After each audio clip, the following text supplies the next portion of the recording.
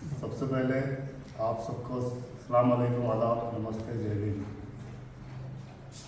कल जो आदिलाबाद में तेरी चंद चौक से लेके पंजाब चौक तक, शिवाजी चौक और दीगर एरियाज में जो फुटपाथ के वेंडर्स थे, हाकर्स थे, उन लोगों को जो बेदर्दी से ये मौजूदा हुकूमत जो निकाला गया, हम यहाँ पे सियासी बात करने के लिए नहीं बैठे।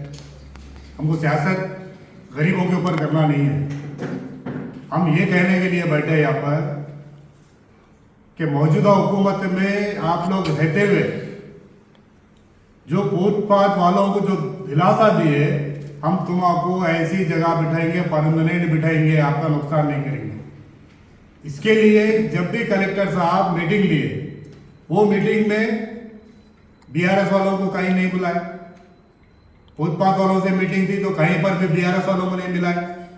रामन्ना साहब को नको मिलो बोले, हम ही तुम्हारा इंसाफ करते बोले। आज क्या हाल करके बैठे वो लोगों का, रोड पे आ गए। वो लोग दिन भर वहां पर मेहनत करके 200-400 रुपए कमा के अपने बीवी बच्चों का पेट भरने के लिए धंधा कारोबार करते थे, और वो लोग वो धंधे कारोबार पे फाइनेंस लेकर, लोन लेकर धंधा कारोबार करते थे। आज उनको बेदर्दी से वहां से बेदखल कर दिया गया, और कलेक्टर साहब बोलते हैं कि टेम्पररी हम गणेश थिएटर में बिठा दें। तो फिर टेम्पररी बोले तो कब तक टेम्पररी, कब उन लोगों को वहां पे परमानेंट सोल्यूशन बताते। और मैं दिगर सियासी जमात के कायदे से पूछना चाहता हूं, जो रामन्ना साहब के ताल्लुक से बोल रहे हैं, मैं खास करके साबिका म्युनिसिपल वाइस चेयरमैन साहब से बोलना चाहता हूं, जो रामन्ना साहब की गलती की वजह से ये काम हुआ। जब जो इख्तियार में रामन्ना साहब थे, आप कहां थे? आप भी तो इख्तियार में थे, आप वाइस चेयरमैन थे, चेयरमैन पे आप ही थे, वाइस चेयरमैन में आप ही थे, सब आप ही थे। आप क्या बोले जब आपको ये फुटपाथ वालों की तकलीफ दिखाई नहीं गई? डिवाइडर बन रहे और हम रामन्ना साहब वादा करें परमानेंट सोल्यूशन उनको बताए तक हम वहां से उनको खाली नहीं करेंगे बोल के। जब तक हम इख्तियार में थे, जब तक उन लोग किसी को डिस्टर्ब नहीं करें। जब तुम क्यों खामोश बैठे? जब क्या बोले रामन्ना साहब की वजह से ये हुआ, तो जब क्या करें आप भी तो जब वाइस चेयरमैन थे, आप बल्दिया में थे। आपको कब जब कमीशन पे आ रहा था, जब लोगों से पैसे लेना पे आ रहा था, लोगों के जिंदगी के बारे में आपको कोई फिक्र नहीं थी, आप दिलासा देते हुए उन लोगों को हम तुम्हारा परमानेंट जगह बताएंगे। आप क्या बोल रहे? रामन्ना साहब हमारी बात नहीं सुने, हम हर बात को बोलते गए लेकिन कोई एक्शन नहीं हुआ। तो आप क्या करें फिर? आपको सियासत ही करना था तो आप आपके पद को जब ही रिजाइन करना था, आप वाइस चेयरमैन को रिजाइन करना था जब रामन्ना साहब हमारी बात नहीं सुन रहे बोल के। आप जब इख्तियार रहता, जब तक आप हुकूमत में रहते, इख्तियार जाने के बाद एलिगेशंस लगाते। रामन्ना साहब एक वाहिद ऐसे शख्सियत है जो गरीबों को किसी का आज तक नुकसान नहीं करे 10 साल के अंदर। आप बता दो एक भी केस आदिलाबाद में। हम उनका अच्छा चाहने वाले थे, सिटी को डेवलप करने का था, वो हिसाब से डिवाइडर बताए लेकिन उनको डिस्टर्ब नहीं करे। वही डिवाइडर के पास उन लोग मौजूद रह के अपने कारोबार चलाए, अपना बीवी बच्चों का पेट भरे उन लोग। और आप क्या बोलते हैं? रामन्ना साहब की वजह से ये सारे चीजें। और मैं मजलिस के भी कायदे से ये बोलना चाहता हूं कि जब 10 साल के दौरे हुकूमत में एक भी वाकया बता दो जो नुकसान हुआ। आप इख्तियार हटते कि आप लोग क्या बोले? हम तुम्हारे साथ है, तुमको हम न्याय दिलाएंगे। जब हुकूमत में तुम गए, हुकूमत की रूलिंग पार्टी में जब गए, किस वजह से गए? हम कुछ काम करेंगे।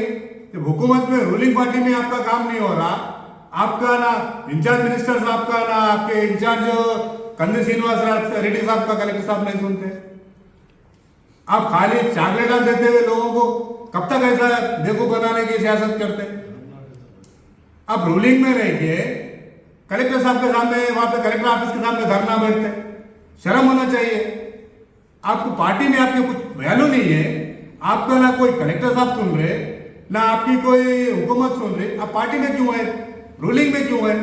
रूलिंग में रहते हुए दिग्गज सियासी पार्टियां हमारे ऊपर एलिगेशन लगाते।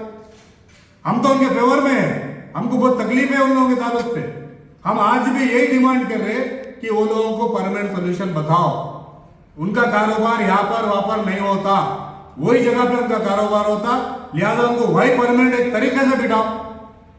धरना कर रहे, रूलिंग में रह के धरना कर रहे, शर्म होना चाहिए। आप आपके इंचार्ज मिनिस्टर से बात करो, आप आपके इंचार्ज कंदी श्रीनिवास रेड्डी साहब से बात करो। कंदी श्रीनिवास साहब हैदराबाद गए, उन्होंने आने के बाद उन्होंने तो आदिलाबाद में थे, किसको बेवकूफ बनाना चाह रहे? कंदी श्रीनिवास साहब आदिलाबाद में मौजूद है। जब कंदी श्रीनिवास रेड्डी साहब की भी नहीं चल रही, रूलिंग में रहेगी, तुम लोग उठाने लगा दे रहे, फिर बोल रहे कि ये बीआरएस वाले कर रहे। अरे तुम्हारे अकल कहां गई, समझ में नहीं आ रहा मेरे को। धरना तुम ही कर रहे। ये मैं इससे पहले ही बोला था कि ये भानुमती का केस है। बाबा लोग जो लोग आ रहे थे ना, वो पेशेंट जाने के बाद क्या करते, भानुमती को चढ़ाते, फिर उन्होंने उतारते। ये केस तुम लोग ही निकाले, फिर तुम लोग ही उसके ऊपर धरने पे बैठे। मैं ये बोल रहा हूं 100% तुम लोगों की लीडरशिप फेल्यूर है, तुम्हारी हुकूमत फेल्यूर है। तुम गरीबों का साथ नहीं दे सकते, तुम लोग गरीबों के दुश्मन हैं। गरीबों का साथ दी तो सिर्फ केसीआर साहब, जोगू रामाना साहब, बीआरएस पार्टी 10 साल के दौरे हुकूमत में किसी का कोई नुकसान नहीं किया। लिहाजा आने वाले दिनों में भी हम चैलेंज करके बोलते हैं, आने वाले दिनों में भी बीआरएस पार्टी हुकूमत में आएंगे, हम इन लोगों का सबका इंसाफ करेंगे बोलते हुए मैं बात खत्म करता हूं।